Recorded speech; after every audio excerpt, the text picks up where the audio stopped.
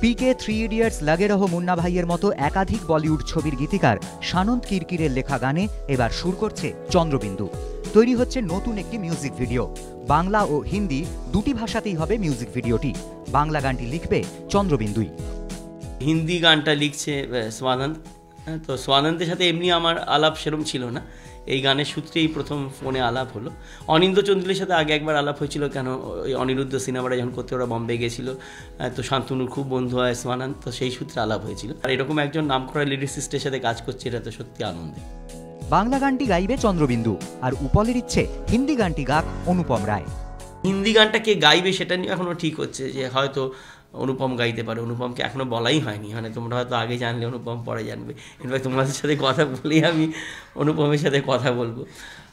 তো ইচ্ছে আছে হিন্দি গানটা অনুপমকে দিয়ে গাওয়ানোর, বাংলা গানটা হয়তো আমরাই কেউ গাইবো, আমি অনিন্দের মধ্যে কেউ।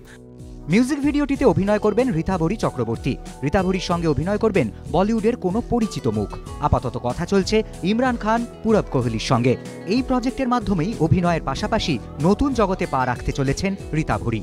অরিন্দম শীলের পরিচালনায় মিউজিক ভিডিওটির প্রযোজক ঋতাভরী নিজেই। প্রাথমিকভাবে মিউজিক ভিডিও হিসেবে মুক্তি পেলেও পরবর্তীকালের এই গানটির অংশবিশেষ নিয়ে তৈরি করা হবে একটি বিজ্ঞাপনী ছবি।